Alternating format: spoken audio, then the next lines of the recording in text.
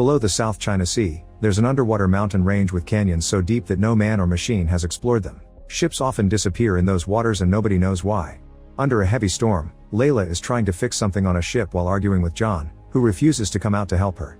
Get off your lazy ass and come and help me! I'm working hard too, you know. Suddenly the screen glitches, so he loses access to the radar.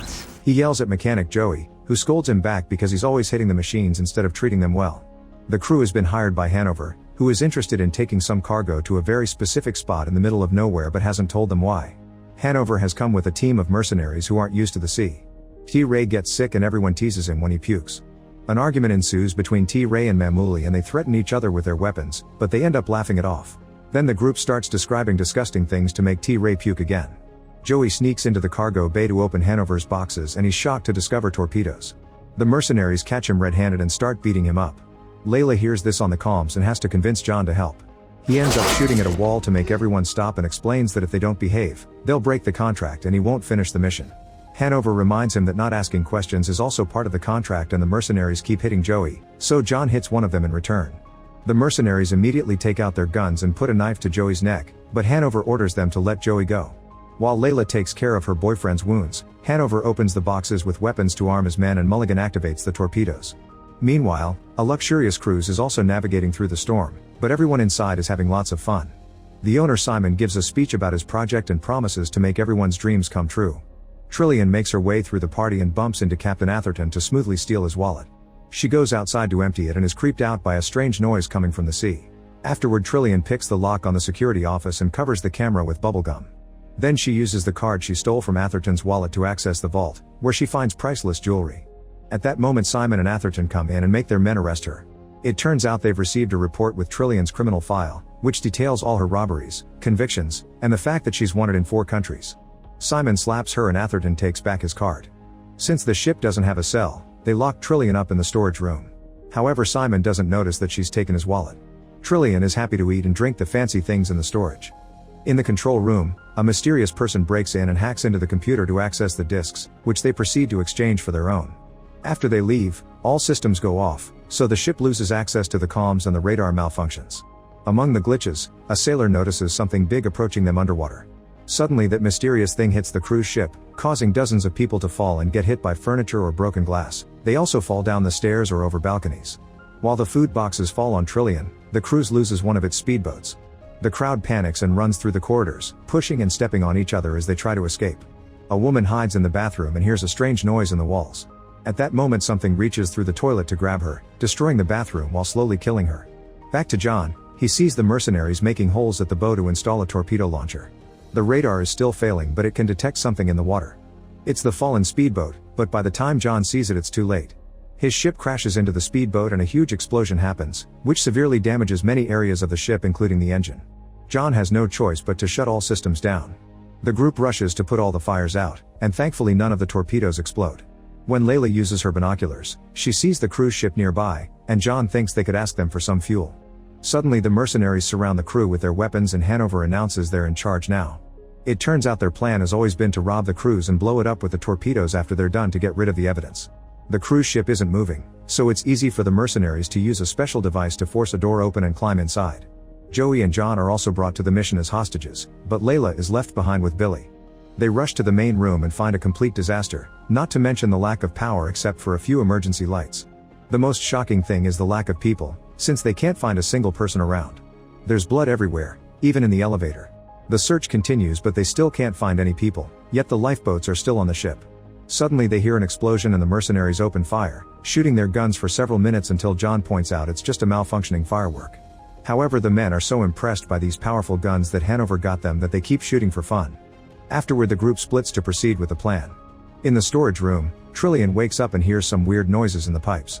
She can't unlock the door, so she breaks the cables to force it open and leaves. On the other ship, Layla is repairing a large hole caused by the crash when she gets startled by something in the water.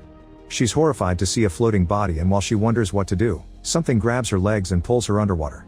In the cruise's mechanical room, John and Joey are getting the parts needed to repair their ship. John points out that this cruise's hull is supposed to be impregnable, so he doesn't understand what could be strong enough to break it. T-Ray hears a weird noise and goes to the corridor to investigate. After wandering for a while, he's startled by something falling on him, but it's just some cables. As the noise continues, T-Ray notices bubbles in the water and comes closer, only to get instantly killed. The others hear his scream and the strange noise getting louder.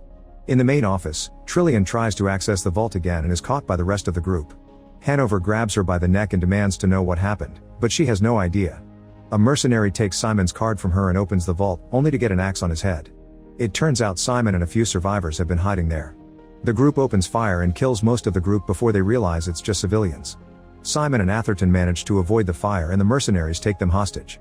At the same time, Mamuli calls Hanover to tell him that T-Ray is dead. John says there's something down there and they should leave.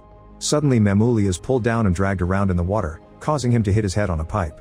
Joey and John stare in shock as Mamuli is taken into a dark corner and gruesome noises confirm he's been killed. While Joey rushes to grab the needed parts, John opens fire with Mamuli's gun so they can leave the room.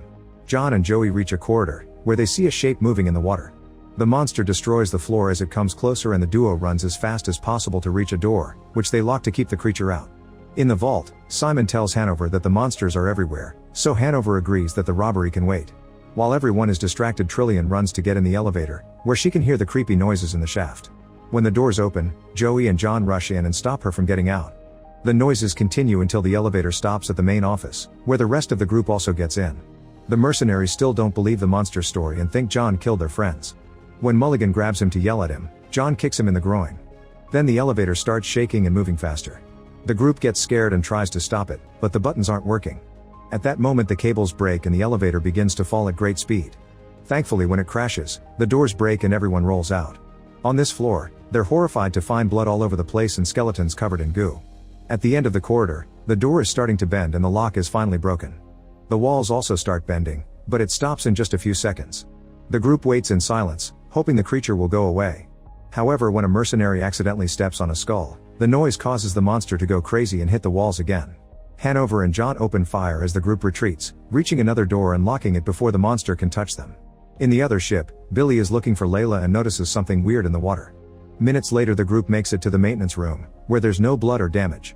Simon and Atherton explain they couldn't call for help because something messed with the system. However, John concludes Simon did it because he's noticed that he and Hanover know each other.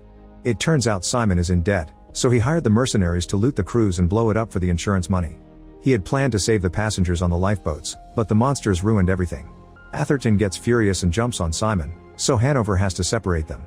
While they're distracted, Trillian steals a gun.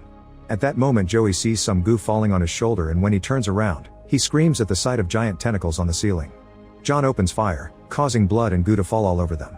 The bullets tear a tentacle open and Billy falls from it. He screams in unbearable pain as the goo slowly disintegrates his body until only the skeleton is left. The horrified group starts running while shooting the guns, destroying as many tentacles as they can. However, the monsters appear to be in every corner of the ship.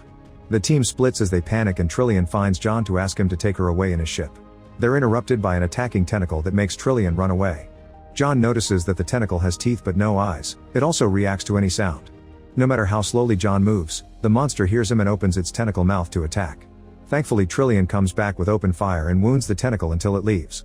In another corridor, Simon finds Atherton with his leg caught by the monster, but he refuses to help.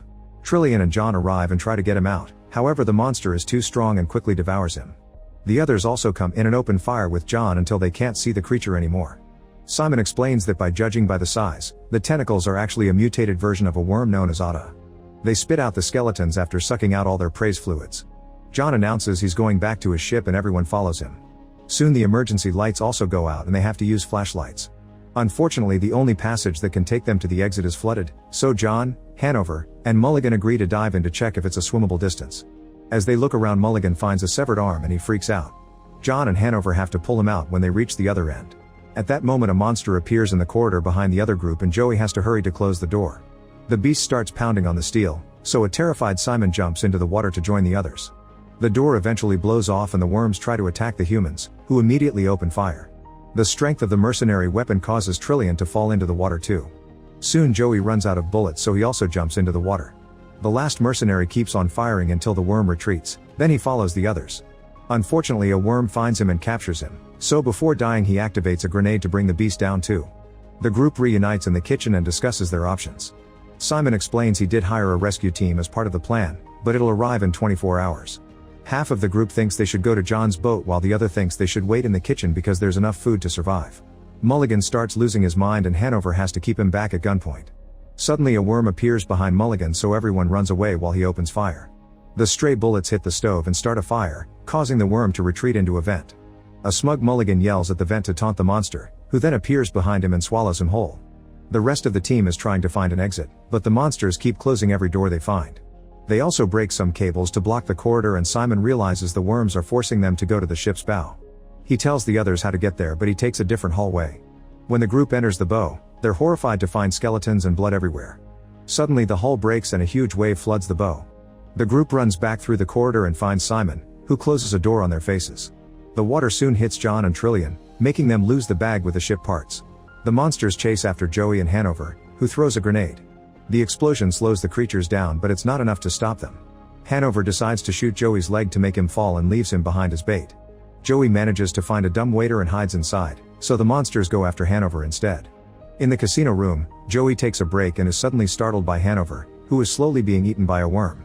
Joey gives him a gun before running away, and Hanover tries to shoot him but he fails. Then Hanover tries to self-delete to stop his suffering, but he wasted the last bullet and now he has to live through being devoured. Meanwhile, Simon makes it outside and realizes the cruise is going to sink. He also sees an island nearby. John and Trillian also make it outside, so John returns to his ship while Trillian enters a side door to search for a motorboat. Inside the ship, John reunites with Joey and they make a plan. They'll activate the torpedoes and put the ship on autopilot to send it after the worms. While working on repairs, Joey starts crying when he realizes Layla is dead. After a few failed tries, they finally get the systems running and the duo says goodbye to their ship before leaving. In the cruise, Trillian finds the boat's keys, but she's suddenly cornered by Simon. When he tries to take the key from her, he slips on the water and he accidentally shoots a flare, giving her an opening to run. Since Trillian is taking too long, John tells Joey to stop the engines while he goes back to rescue her. Simon chases after Trillian through the corridors, shooting more flares that she has to dodge. After lots of running, Simon manages to corner Trillian again. When he's about to kill her, John bursts through the door with open fire, and Simon immediately escapes. At that moment the ship starts shaking and an explosion destroys lots of furniture. The tentacles emerge from a hole and the duo is horrified to discover that Simon's theory was wrong. It's not worms, it's actually an enormous mutated octopus that is big enough to send its tentacles to every corner of the ship at the same time.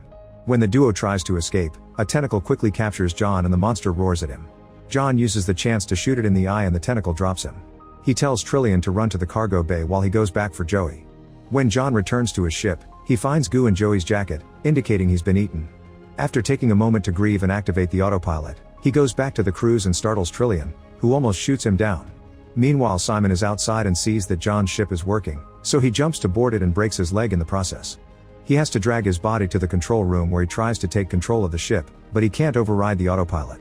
John and Trillian get on a motorboat, but when they try to leave, they find the tentacles blocking the exit. A chase ensues through the corridors while John keeps shooting at the beast to slow it down. The monster then tries to approach them from a different hallway, so John shoots the elevator buttons to open it and crosses both sets of doors, which close behind them and leaves the monster out. Simon screams as the ship crashes against the cruise, causing a big explosion that sends fire through every room and corridor. The duo drives as fast as possible and manages to jump out of the cruise right before the flames could reach them. The cruise soon goes down in an even bigger explosion, killing the mutated octopus in the process. In the morning, John and Trillian make it to the island. The motorboat won't work anymore, so they have to wait for help. After they share a kiss, they see something in the water. It's Joey, who has managed to escape. The friends finally reunite, but their happiness is short-lived because they hear a loud roar in the forest. Make sure to subscribe and turn on notifications so you can watch more videos like this. Thanks for watching.